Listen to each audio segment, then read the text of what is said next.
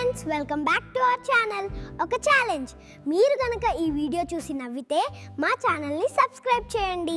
ఎందుకు బాబు అమ్మాయిల గౌన్ వేసుకున్నావు? అక్క, ఆడవాళ్ళకి ఫ్రీ బస్ అని తెలిసిందే కదా, అందుకని నేను కూడా గౌన్ తగిలిచ్చేసుకున్నా. ఎక్కడికి వెళ్తున్నావు పాప? ఎలాగో ఫ్రీ బస్ కదా, మా ఫ్రెండ్ ఐబ్రో పెన్సిల్ తెమ్మందని అనకాపల్లి నుండి అమలాపురం వెళ్తున్నాను. మీరు ఎక్కడికి వెళ్తున్నారు? ఎలాగో ఫ్రీ బస్ కదా, పక్క వీధిలో మా ఫ్రెండ్ ఆడుకోవడానికి రమ్మంది, అందుకే వెళ్తున్నాం. బాబు, నువ్వు ఇంత చిన్న వయసులో టీ ఎందుకు అమ్ముతున్నావు? నేను కూడా టీ అమ్మి ప్రధానమంత్రి అవుతా. బాబు, గాజులేంటి బస్సులో అమ్ముతున్నావు? ఇది వరకు వీధి వీధికి తిరిగి అమ్మేవాడిని. ఫ్రీ బస్ వచ్చాక తిరిగే అవసరం లేకుండా సరుకు అంతా ఇక్కడే అయిపోతుంది.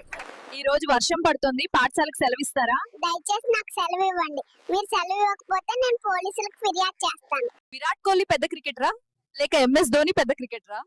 ఇక్కడ ఇంత పెద్ద క్రికెటర్ ని పెట్టుకుని విరాట్ కోహ్లీ, ధోని అడుగుతున్నారు.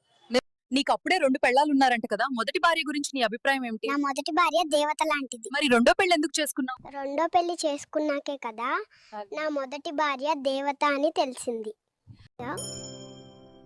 ఏంటి బాబు, చదువుకోవాల్సిన వయసులో బంగారం కొట్లో పనిచేస్తున్నావు? డబ్బులు ఎవరికి ఊరికే రావు మేడం. బాబు, పక్కూరు కూడా పారాచూట్లో వెళ్తున్నారు, ఎందుకు?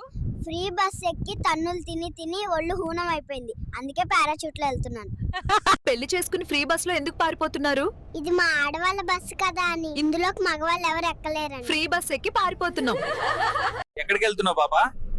ఎలాగో ఫ్రీ బస్ కదా అని రోజ్ మిల్క్ తాగుదామని రాజోల్ నుంచి రాజమండ్రి వచ్చా. పావు కేజీ చికెన్ పకోడీ ఎంత? 250.